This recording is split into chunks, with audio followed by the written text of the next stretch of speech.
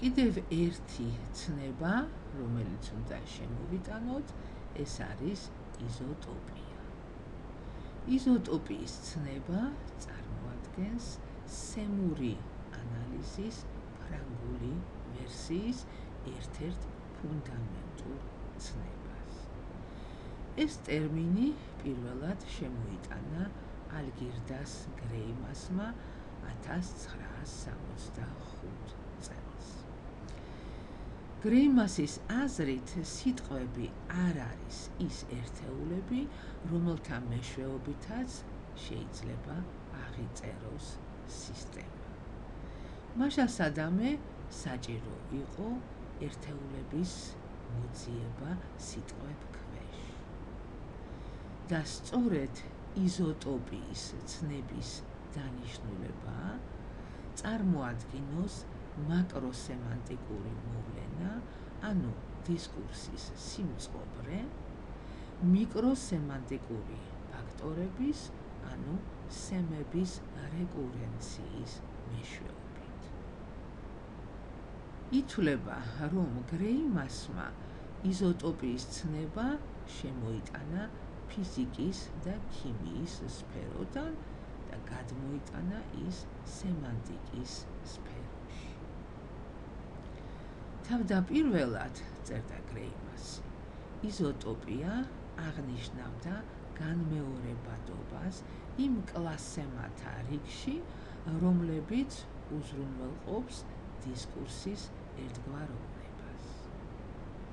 ამგვარი განსაზღვრისას მინიმალურ კონტექსტს, რომელიც იზოტოპიის დადგენის საშუალებას იძლევა, წარმოადგენს სინტაგმა, რომელშიც არის მინიმუმ 2 სემური ფიგურა. ციტატის დასასრული.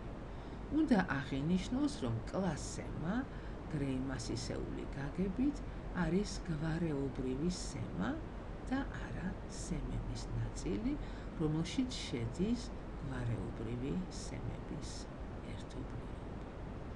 რაც შეეხება იზოტოპიას, ესაა ერთი და იმავე სემის განმეორების, ანუ რეკურენტულობის შედეგი. იზოტოპიური სემის გამოყენების მეშვეობით წარმოიქმნება ეკვივალენტურობის მიმართებები, სემანტიკის დონეზე, რა თქმა უნდა, ეკვივალენტურობის მიმართებები იმ სემემებს შორის, რომელშიც ისინი შედიან.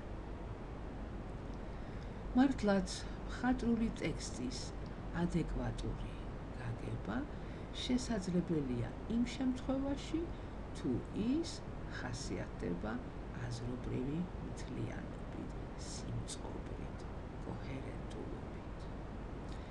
ტექსტის ინტერპრეტაციის ერთიანობას უზრუნველყოფს მასში წარმოდგენილი აზრობრივი კავშირები, რომლებიც წარმოქმნის ტექსტის სემანტიკურ იზოტოპიას.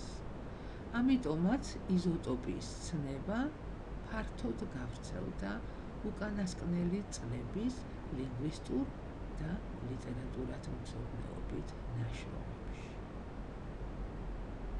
იზოტოპია ტექსტის სემანტიკური ნორმაა, როგორც მიიჩნევდა გრეიმასი. მისი მითითებით, იზოტოპია უკავშირდება პროგნოზირებას ტექსტში, ტექსტის პროგნოზირებადობას, ანუ მკითხველის უნარს, რომ წინასწარ განჭრიტოს ახალი კომპონენტების გამოჩენა ენობრივი ელემენტების სინტაგმურ ჯაჭვში. მაშასადამე იზოტოპია უზრუნველყოფს ტექსტის კოჰერენტულობას და მათ შორის ტროპებისა და ფიგურების მეშვეობითაც, რომლებიც რეალიზდება ტექსტის მეორეხარისხოვანი ელემენტების ფონზე. იზოტოპია არის ტექსტის სემანტიკური და სტილისტური სიმწყობრე.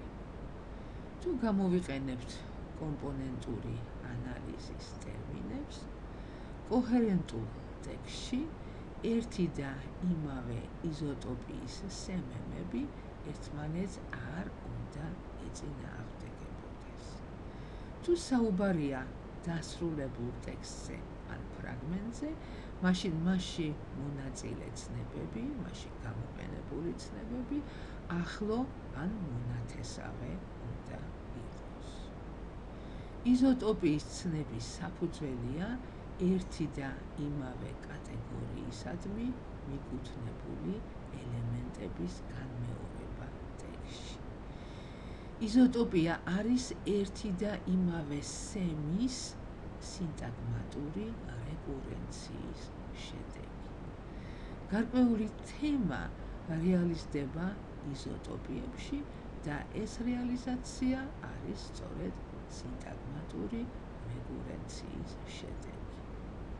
განმეორება ყოველთვის უკავშირდება აზრის გაფართოებას და ტექსტის აზრობრივი ენერგიის ზრდას.